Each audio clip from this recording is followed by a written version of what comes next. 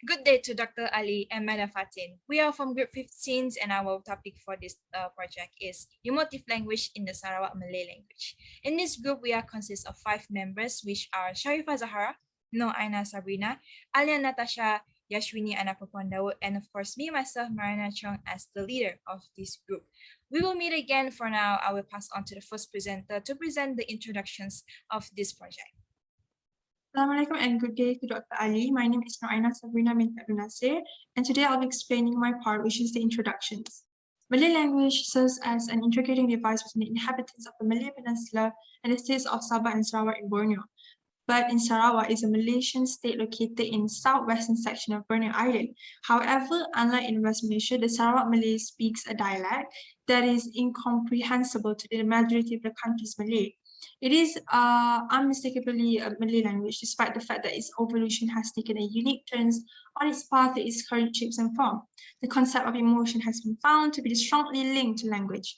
Emotion serves as a reinforcer by expressing intensity, freshness in order to arouse behavior. The various accents express their individuality while also implying the separate nations' national integration. Emotion arouses responses based on human behaviors and reinforcer. The more powerful the emotion, the larger the response. Moving on to the objective of this project. So for number 1, we want to identify the emotions from the speakers regarding the native language. So we want to see what type of emotions would they attach to through the Sarawakian language that they have been used. And for the second one is to analyze the proposed questions, reactions of emotive language. We want to see if the emotive language would provoke or evoke their emotions within the speaker of Sarawakian Malay in Sarawak. So we want to see is how does it is it difference from Peninsula's Malay's reactions, or it is still the same, right? For the next one, and the last, is to understand the importance of one language through the responding process. So we want to see if all of because we're sure that not they won't be using the Sarawakian language only, since we're in Malaysia and there are a lot of there will be a lot of code switchings in their language or Bahasa Rojak. So we believe that they will use a lot 2 more language other than just one. And so continue on with the method of this study, we have used the qualitative data collections for the adoption, and we have interviewed 5 interviewee from Sarawakian districts Miri. Collectional research designs due to its nature and its objective, and we have listed 5 questions, the same question to be asked for all of the interviewee. That is all for me. Carry on for the next presenter. Good day to Dr. Ali and Madam Fatin. My name is Sharifah Zahara and I'll be presenting on the first article review, the emotive language in online news, which highlights the channel Awani News. The focus study of the identification of emotive language within the viral news highlights the social media Twitter. Twitter is the news information reliability, as Twitter allows for instant sharing and searching of information with mass engagement. Within the reviews, there are 2 questions in the research investigation. Firstly, are lexical choice of emotive words the commonly employed strategies by the Malaysian journalists? It was identified that headlines are the key in gaining the needed attention to attract readers in clickbait views, despite hiding the true content of the story. Secondly, do emotive words included in all categories of Malaysian news article influence the reader's attention? Readers' attention gap focuses on the Gen Z proposed for their modernization of technology with application usage.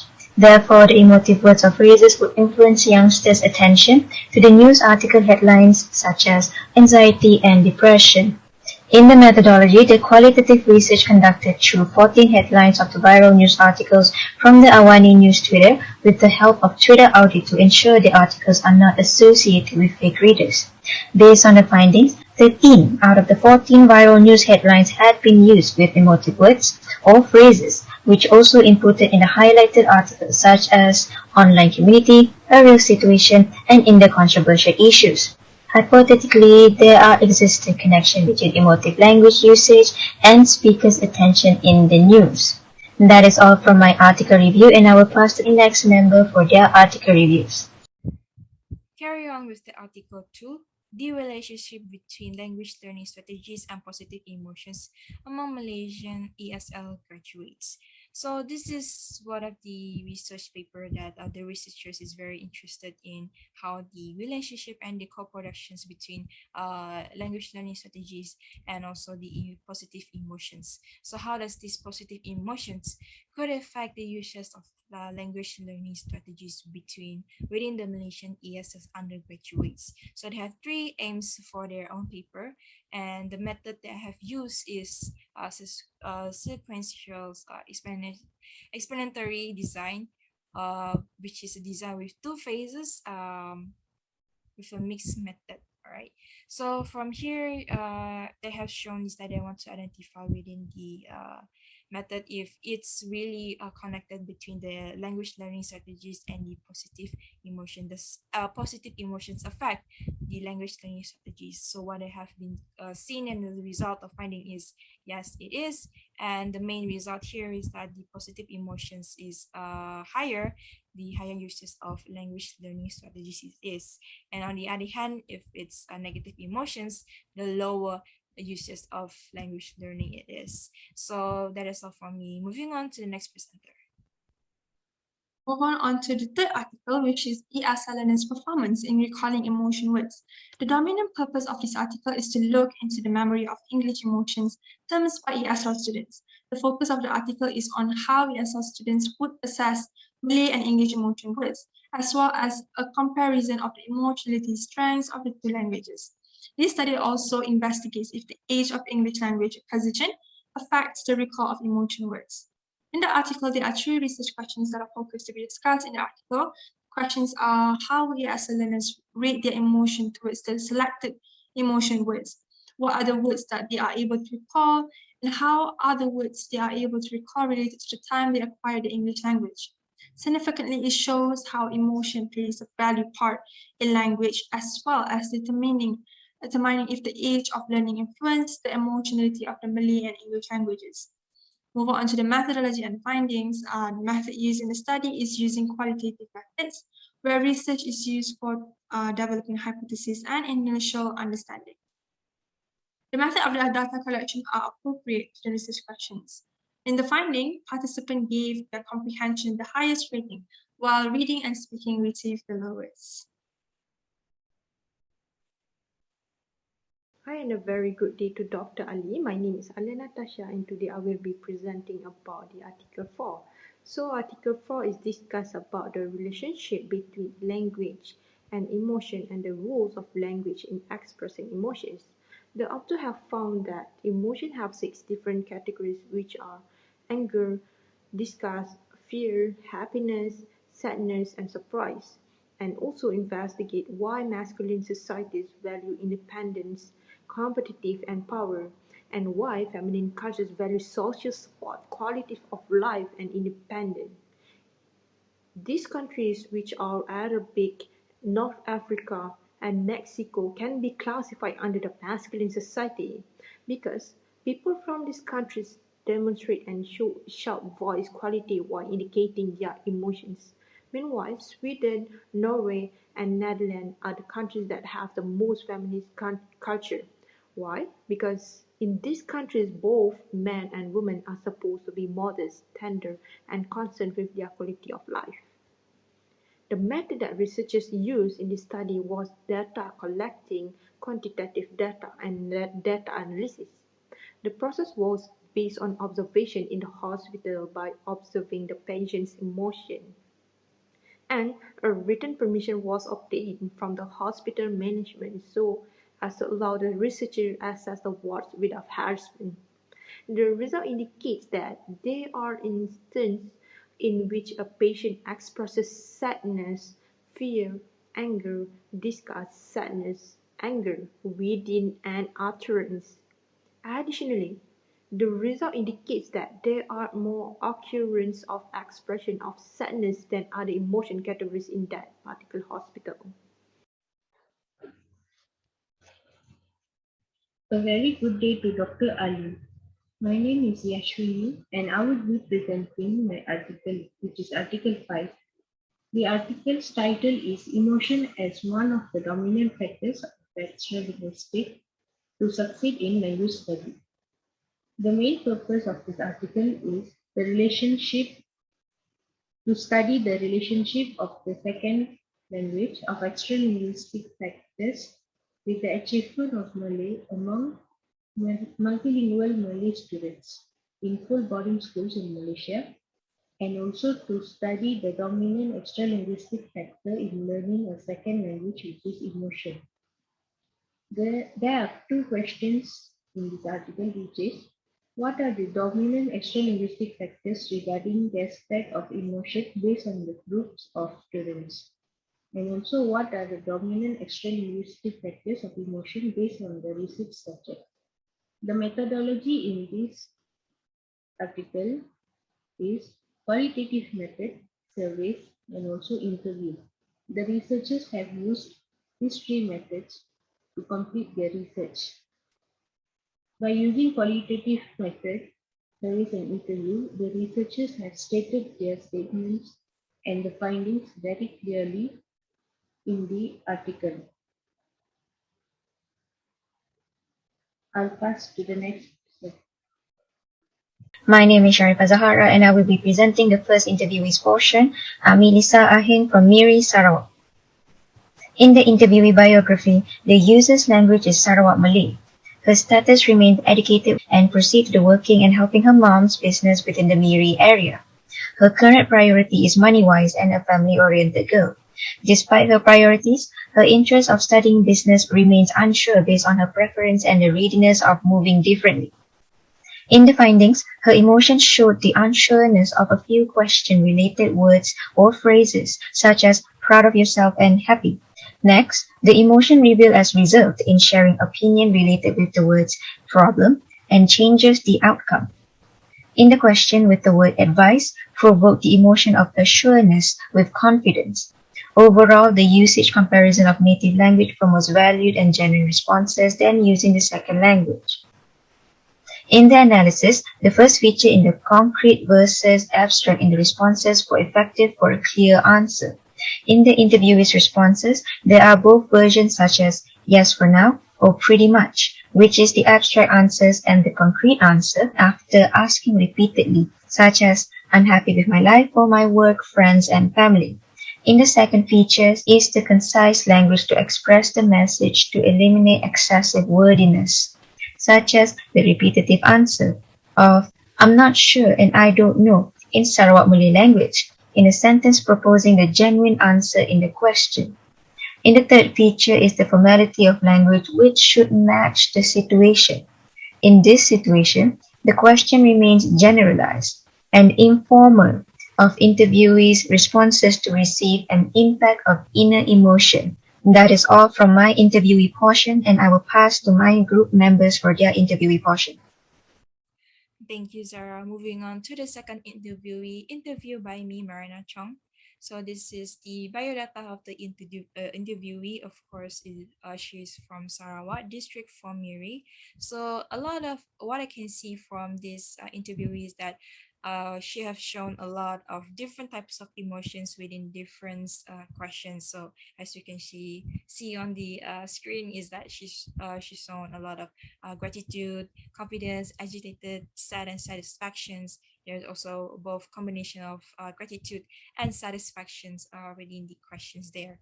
And we can see the features of the user's language is that she use figurative language, which is that she use metaphor and simile in her speech, and also use anecdotes, which is example and facts she used in her life, and of course her personal voice already crystal clear. So that is all from me from this interview part. Thank you. Moving on to the next presenter. The interviewee have a lot of emotive language and expressions. Um, I can see that from the question one, when she used the words feels down, she said like I'm kind of person that easily to feels down, When she said that, I can know that she really mean it and she's really sad about that experience that she had while using that feels down words. And moving on to the confusion. In this question once, she said like I'm happy, but somehow I'm not even happy. Like she's confused whether she's happy or not. So yeah, she has mixed feeling and not so sure, and I can see it from her face. And lastly, the happiness. On the question 5, when answering the questions, the interview laughing while she's saying, "Please be nice to me," and then after that she's laughing, and I can know that from there she really needs the happiness that she wants from someone. The third interviewee was interviewed by me, Yashwini. My interviewee's name was Amanda Yunus. She's 22 years old from Miri, Sarawak, and the language used is Sarawak Malay. So, for the findings, identification of emotions. First is unsureness. Her question 1 and 2, my interviewee is unsure about her answer. The first question was, are you happy? Why? She said, not really happy, so and so only. For question 2, I asked her if she could change anything, and she said, if can, yeah. And the second is confidence. For question 3, 4, and 5, she was very confident about her answers. When I asked her for question 3 whether you tell your problems to anyone, she said, no, I have trust issues. For question 4, she said, I asked if your younger self would be proud of you looking at you now. She said, not proud of myself. And for question 5, I asked if you want to give any advice to your younger self. She said, I want to change my attitude. For analysis, features of the user's language. Formality of language is general questions by me and informal response by interviewee. Second is concrete versus abstract. Abstract answer by interviewee was not really happy, just so and so. The concrete answer would be I'm not really happy, just in a neutral mood. Third is concise language. This means repetitive answers in a sentence. The interviewee was repeating this in her sentences, which is I'm not happy, so and so, I want to change. I'll pass to the next person. Move on to the fifth interviewee, which is Mazat Pakma. Under the findings, there are identification of emotions that were found, which are happiness expression, confusion, and confidence during the interview sessions. For example, happiness, which the interviewee giving feedback by saying it is a big improvement for me, and as well, I'm quite proud of her, myself, shows the emotion of happiness. There were several questions that were asked to the interviewee, and she responded very well, and some of the question as well, she couldn't answer that well. So there's also confusion in there, doubts on how should she say, and she mentioned how should I say, I don't know how to say and those things. And also she also portrays confidence in herself by the tone of her voice, and she also mentioned that she's quite proud of herself. And move on to the feature of user language, which is the concrete versus abstract, where shows that the interview is shows the abstract answer shows the interview is insecure and unsure, which are nothing much, or the interviewer said that she don't know how to answer the questions, while concrete answers the interview confident with the answer questions. That is all from me. Thank you so much. I will proceed with the overall findings. In the overall findings, the pie chart shows the level of positive emotion using 5 questions among the Sarawak's interviewee. The highest level of positive emotion is 28%, stated with the highest percentage within the question with the emotive words problem, and the negative emotion appears in the question with the emotive words changing the outcome. The lowest but average level of positive emotion is 13%, stated with the highest percentage of positivism with the emotive words or phrases such as change the outcome.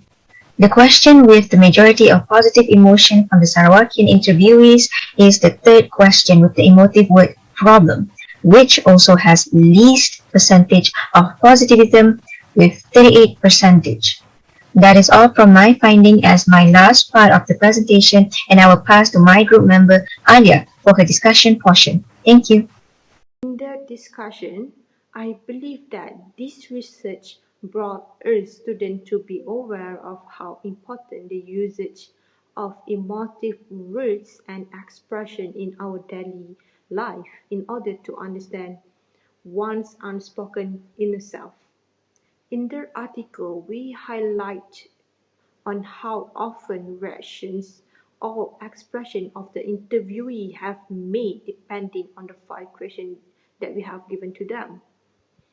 So on the article review, the second and the third articles, they investigate that when you are confident with the language that you are using, you will be more likely to use positive emotive words and expression compared to the language that you are not comfortable with, and you will likely to use negative feedback and emotive, and you will likely to feel awkward when you're talking with the language that you are not familiar with.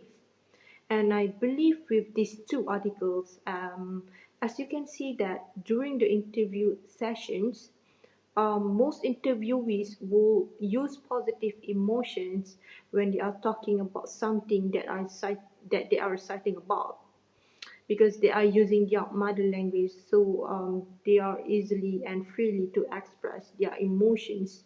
So that's what we want in order to do this research. And that's all from me. Thank you. In conclusion, emotion is a very important thing in everyone. We have chosen emotive language for our project. We have done article reviews and interviews based on the Sarawak Malay language. Through this project, we have learned that our interviewees had similar answers for each and every question. The only difference in their answer was their explanation and experience. They have shared their emotions with us truly, and they have answered all our questions based on their experience. We have learned that Sarawak Malay language is very much different from the Malay language.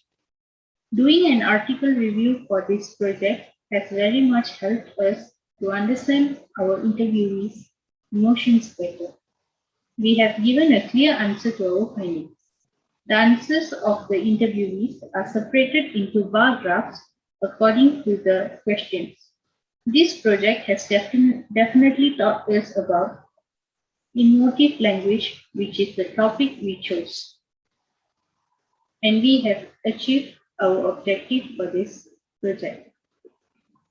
That's all from our group, Doctor. And thank you.